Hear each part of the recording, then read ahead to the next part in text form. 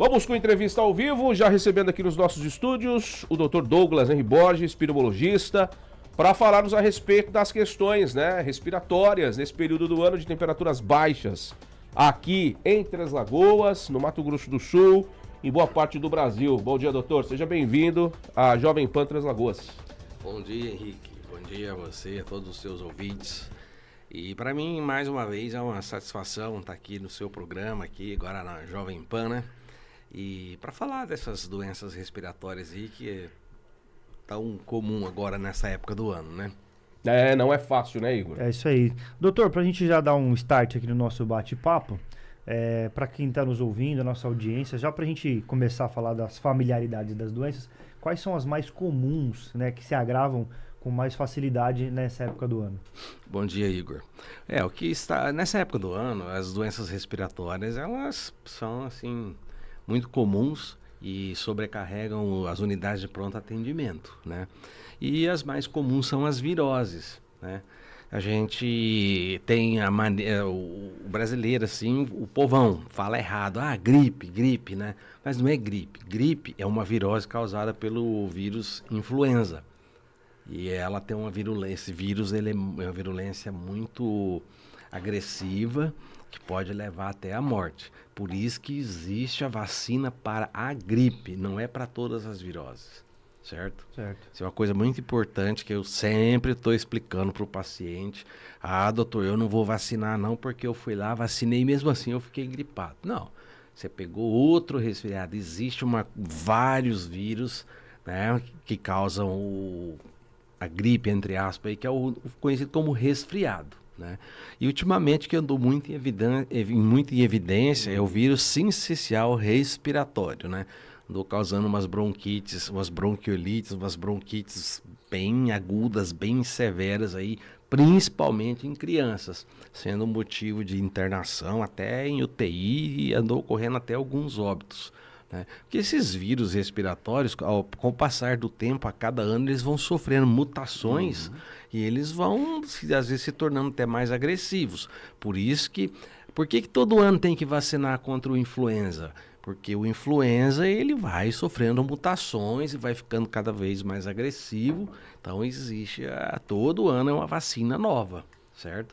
Então isso aí que é muito importante. É importante vacinar, tomar a vacina da gripe. Os idosos um pouco antes, ali para mês de março, é recomendável tomar a vacina contra a pneumonia, né? Pneumo 13, pneumo 23 e manter o calendário de vacinação de crianças abaixo de 4 anos aí sempre em dia, né? Com muito cuidado.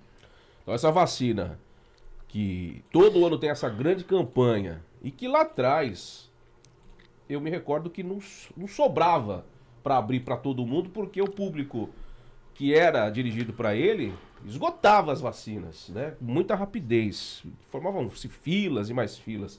Hoje em dia não, a vacina de gripe comum, que vem há muitos anos lá sendo ofertada, hoje não atinge os índices que são preconizados pelo Ministério da Saúde e aí é aberta a toda a população. Né? Onde normalmente as pessoas tinham que ir para a rede particular e pagava 300, 400 reais nessa vacina de gripe. Hoje não, né? Hoje é ofertada aí nas unidades de saúde. Então ela é fundamental em um momento onde os leitos de hospitais estão cheios de pessoas com síndromes respiratórias.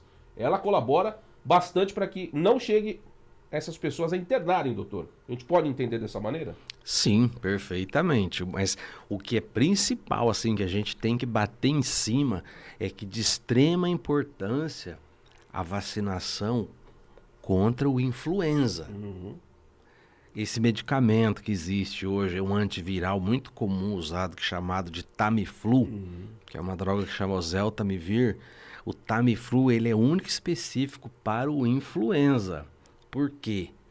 Às vezes você pega um resfriado aí, fica mal, chega ao ponto de às vezes precisar ser internado. Se tiver alguma comorbidade, alguma outra doença associada, um diabetes, entendeu? Uma insuficiência renal, alguma doença crônica, você pode ser até internado. Mas quando você pega uma infecção pelo influenza, que é o famoso H1N1, o risco de óbito é altíssimo. Porque existe uma janelinha ali que se der uma bobeada e não entrar com o Tamiflu, ele vai fazer um estrago enorme no pulmão e vai levar a óbito. Não importa a idade. É jovem, criança, adulto, idoso. Eu já perdi amigo que estava em Campo Grande, foi no hospital, diagnosticado, é só um resfriado. Aí passou 2 dias, ele voltou, não é resfriado mesmo. Aí ele veio, chegou aqui, a esposa me ligou, me procurou. A hora que eu vi a saturação, falei, hospital agora. Isso era umas 4 horas da tarde. 6 horas ele estava na UTI entubado. 11 horas da noite ele estava em óbito. Um cara de 39 anos. Jovem. Então, acontece, é extremamente perigoso. Por isso que eu falo para os pacientes. Eu fui lá, tomei a vacina, peguei um resfriado, quase morri. Isso aí nada mais é que a vacina induz a isso, a formar anticorpos. Aí eu falo, você tem que tentar sensibilizar o paciente de alguma maneira. Eu falo, melhor assim, você pegou um resfriado, passou super mal, mas está aqui vivinho, né, para me contar. Pior é não tomar a vacina e complicar, vai para UTI, é difícil de sair. Falando de dados aí a respeito de óbitos causados por doenças respiratórias e da gripe, foi divulgado em 2017 pela OMS e CDC, né, um estudo que tem uma estimativa entre 290 mil e 650 mil mortes por ano no mundo causadas pela gripe ou doenças respiratórias parecidas. Só que em fevereiro desse ano foi corroborado esse número e a estimativa é a mesma. Permanece entre 290 mil e 650 mil mortes por ano no mundo causadas pela gripe. Justamente por conta das pessoas que não se vacinam, que acham que é só um resfriadinho, que vai passar rapidinho, que eu vou tomar um xarope, um mel com gengibre e vou sarar. E não é bem por aí, né, doutor? O que eu tenho percebido é depois dessa pandemia do Covid, que essa polêmica toda que ficou em cima da vacina do Covid, que a vacina do Covid ia fazer isso, ia fazer aquilo, eu percebi algumas pessoas ficou assim meio receosos com relação à vacina. Sim. Mas a vacina do influenza, ela é uma vacina extremamente segura, já está aí no nosso meio, nem me lembro há quanto tempo, e nunca tivemos problemas, entendeu? E essas alterações aí, às vezes tem um ano que ele é mais virulento, e aí tem várias coisas também que podem corroborar para isso, entendeu? É clima, excesso de frio, excesso de queimadas, fumaça. O próprio organismo da pessoa. Exatamente. Então, são várias coisas que devem ser levadas em consideração, né? Tem exames que detectam se é resfriado, se é gripe, influenza A, B, essencial, enfim. É assertivo esses exames para detectar qual tipo de vírus a pessoa está manifestando? E os sintomas, né? As pessoas têm sintomas, alguns com tosse seca, outros com catarro, outros com catarro no pulmão, na garganta, outros ficam rouco de perder a voz, outros só fica com a face e o nariz que fica com catarro, às vezes o pulmão não. O que dá pra gente entender desses sintomas? Que são uma série de sintomas diferentes que as pessoas elas manifestam. Parece que nunca é igual, né, os sintomas de uma pessoa para outra. O vírus parece que se aloja sempre em locais diferentes do organismo. Como é que a gente entende tudo isso quando a pessoa está com sintomas de uma gripe ou de um resfriado, doutor?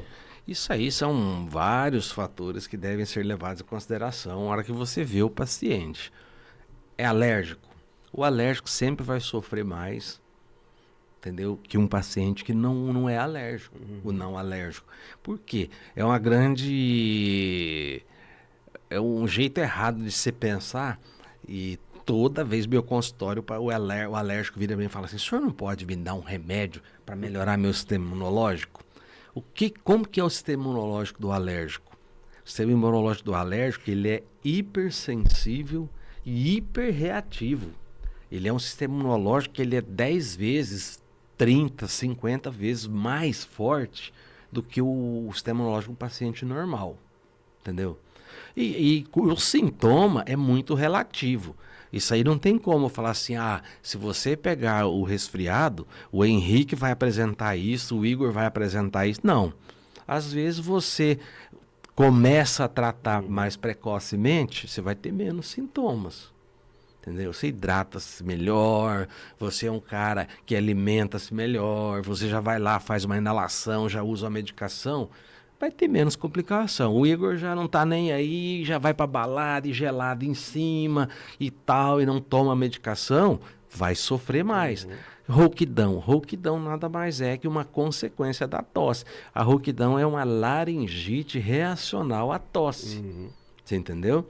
Então, já existe um fluxograma, principalmente quando a gente fica na eminência de ter surtos, assim, já o próprio Ministério da Saúde já lança um fluxograma para você avaliar o paciente e ver indícios de gravidade.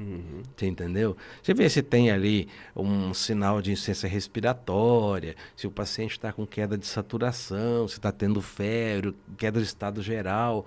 Então, você já, mais ou menos, por esse fluxograma, você já vai direcionando o paciente para onde, ou ele vai tratar em casa, ou vai tratar no hospital, né? E por aí vai. Entendi. Doutor, o senhor comentou a respeito de algumas pessoas que têm os sintomas mais agressivos, né, do que outros. Quais os principais grupos que precisam se preocupar mais, né, nessa época do ano? Quais as pessoas, os grupos de risco que mais precisam se preocupar nessa época do ano? Lógico que todo mundo precisa, né, ter atenção com relação aos sintomas, enfim. Mas existem aqueles grupos que precisam de um pouquinho mais de atenção. Quais são aqueles? Geralmente são os recém-nascidos, né? Porque o sistema imunológico ainda está imaturo, está em formação, e idosos. E pacientes e indivíduos portadores de doença crônica, né? Às vezes tem pacientes portadores de as conhecidas doenças autoimunes, que são as artrites reumatoide, Sjögren, várias doenças. Esses pacientes eles têm que tomar uma medicação que é o imunossupressor, entendeu? Então, por que são chamadas de doenças autoimunes? É porque o próprio organismo da pessoa ele cria um anticorpo contra o próprio organismo. Então, por isso que é uma doença autoimune. Ela ataca as doenças autoimunes. O cara que tem artrite reumatoide, ele tem que ficar muito atento, porque às vezes ao longo do prazo ele pode desenvolver uma fibrose pulmonar, ele pode desenvolver problema cerebral, ela pode comprometer o rim, ela pode comprometer o cérebro, entendeu? E o pulmão, gerando uma fibrose pulmonar. Então, é um paciente, geralmente usa imunossupressor, os pacientes têm que ficar mais atentos. Ele é mais susceptível a complicações, entendeu? Agora, hoje, assim, o que a gente vê muito a maioria, assim, chega no pronto-socorro, aquela quadro de gripe e tal, recebe o diagnóstico, assim, você está com pneumonia, ou com começo de pneumonia, certo? E não é uma pneumonia, não é um começo de pneumonia. Aí acaba trazendo um certo complicaçãozinha pra gente. Por quê? Porque às vezes você chega lá e aí quando você vê, chegou que diagnóstico, começo de pneumonia, o cara às vezes te interna lá, você fica 2, 3 dias, passou o surto viral, você melhora, vai embora. Aí chega um lá com a pneumonia, aquela pneumonia de livro, que aí você tem que internar, antibiótico, fisioterapia, e às vezes a coisa complica, você tem que escalonar o antibiótico, que é aumentar a potência, trocar o antibiótico. Aí o cara fica 15, 20 dias internado. Eu já ouvi de paciente falar para mim, minha vizinha lá teve uma pneumonia, veio aqui, ficou 2 dias internado e foi embora. Por que a minha tá 30 dias aqui, né? Por quê? Porque um era pneumonia, o outro não. E não era. E pneumonia, querendo ou não, uma coisa que a gente trata assim, de uma maneira até às vezes banal, mas hoje uma pneumonia de livro, o índice de óbito chega a 20%. Entendeu? Então, são vários fatores aí, mas assim, o que eu deixo bem evidente nessa época do ano, caderninho de vacinação, cadernetinha, tem que estar em dia. Vacine-se. Entendeu? Idosos, contra a pneumonia, vacina da gripe, entendeu? Não pode. Eu fico assim, preocupadíssimo quando eu vejo o paciente falar, eu não vou tomar nenhuma vacina. Eu pego toda semana no consultório, o paciente chega lá com resfriado, tomou. Não tomo. Tomei o ano passado, quase morri. E, infelizmente, é uma ignorância, né? Entendeu? Doutor, pra gente fechar, automedicação, né? Você fica gripado, aí eu vou na farmácia e compro. Tô meio gripado, o que você tem aí pra gripe? Aí ela vai e pega, ela marca aqui, o Resfenol da vida. Aqui, ó. Leva uma caixinha dessa aqui e toma 8 horas, 6 horas, enfim. Qual que é o perigo disso, desse tipo de medicamento, né? Ou de outros medicamentos desse naipe, que são vendidos normalmente, que as pessoas compram, né? Porque a gente vai se automedicar mesmo, infelizmente, mesmo que não é o certo, é o errado, mas fazemos isso. Qual que é o perigo de eu tomar um medicamento e, de repente, ter agravado aí o meu caso? Isso aí. Só fazer uma observação e um adendo à pergunta do Henrique, aproveitando, e a questão dos medicamentos caseiros também, né? Porque muita gente se apega às questões de medicação caseira. Gelzinho, gengibre? Eu até, assim, acho relevante essa pergunta. O que leva a pessoa, geralmente, a se automedicar? É porque, geralmente, como eu sempre falo lá para minha secretária, a consulta com o pneumologista não é igual a consulta de um cardiologista, de um ortopedista, que você liga lá e ele fala, tem vaga daqui 30 dias, você fica esperando. Eu falo para elas que de um jeito ou de outro a gente tem que dar um jeito de atender o paciente. Por quê? Porque ninguém vai ficar 30 dias com falta de ar, com tosse, né? É uma coisa extremamente complicada. A automedicação geralmente ou é aquele cara que já se acha, todo mundo, de médico de louco, todo mundo tem um pouco, né?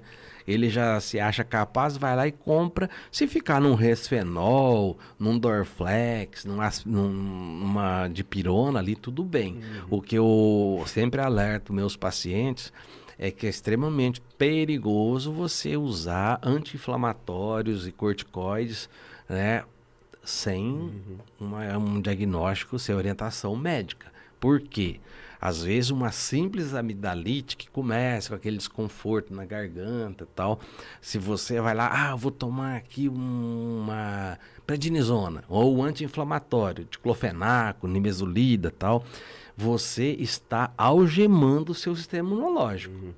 E teoricamente, já aconteceu, não acontece sempre, mas uma simples amidalite que é causado por uma bactéria, um estafilococo, e se você usar um corticoide, um anti-inflamatório, você está amarrando o seu sistema imunológico e a bactéria vai agradecer, e aí ela vai proliferar, pode fazer uma bacteremia, e essa bacteremia evoluir para uma sepse, parar numa UTI e correr o risco até de óbito. Isso é teoricamente, né? E a lei de Murphy, né? Uma coisa pode dar errado, acaba dando. Então, a gente sempre recomenda esse cuidado, né? De evitar o uso de anti-inflamatórios. Eu falo para mães, principalmente em crianças. Meu filhinho começou com dor de garganta, eu já dei o diclofenaco. Não faz isso, tá? Trata sintomáticos. O da moda agora é o ibuprofeno, né? Ibuprofeno até ele não é tão assim, não tem tanto risco. E os remédios caseiros, a gente não pode também negar que a maioria dos medicamentos, eles vêm da natureza, né? Vem aí de uma erva cidreira, vem de N outros, mas só que geralmente eles chegam lá, tomei um xarope aqui, limão com mel e açúcar. Eu falo assim, legal, é bom porque é docinho, né? É muito bom, mas geralmente não tem eficácia. Só que existe hoje também o famoso efeito placebo. O que é o efeito placebo? Sim. É aquele, você dá um comprimidinho de farinha de trigo para a pessoa e fala, isso aqui é bom para dor de cabeça. O cara toma e ele tem tanta fé e a coisa acaba. Se você for fazer um estudo de 10 pessoas, você dá um comprimidinho lá de farinha de trigo para dor de cabeça, dos 10, uns 4, 5... Vai curar. Vai curar. Porque a maioria de alguns sintomas e algumas doenças são doenças psicossomáticas, né? Tá na cabeça da pessoa, o cara põe na cabeça, tô ruim, tô mal e tal, e aí acontece. Isso aí. É o tal do João das Dores e da Maria das Dores, né? Tem uma dorzinha aqui, já quer procurar um médico, já quer uma pancada de medicamentos. Isso aí é engraçado. Eu tinha logo da faculdade, um professor meu contou a história, falava assim que um médico chegou para trabalhar no interior e toda semana ele chegava, tinha 2 senhorinhas para consultar. E toda semana elas estavam lá e cada dia era uma coisa sem noção. Aí um dia ele chegou, só tinha uma. Aí ele falou assim, aí que ele foi atendendo, ele falou, cadê a sua amiga? Ah, doutor, hoje ela não veio porque ela está doente, né?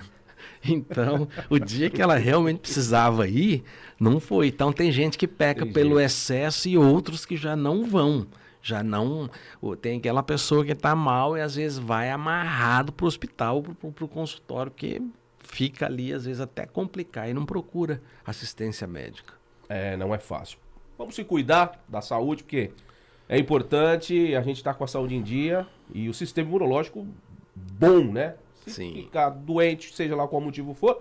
Agora, a vibe é doenças do sistema respiratório, vai conseguir sair dessa numa boa. Senão, pode agravar e aí já viu. Doutor, queria agradecer a sua presença aqui. Muito legal esse bate-papo. Falando a respeito de doenças, né? Que são costumeiras nesse período do ano, no inverno.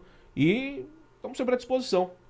Eu agradeço mais uma vez essa oportunidade e quero deixar aqui o meu alerta para todos, toda a população, todos que estão nos ouvindo aí, não deixe de se vacinar, não deixe de se alimentar, uma alimentação balanceada, uma hidratação boa, tomar bastante líquido e vai sair nos dias frios, agasalhe-se bem, evite abusos, que aí vai passar o período aí de inverno, essa época de doenças respiratórias, vai passar aí tranquilo, sem maiores complicações.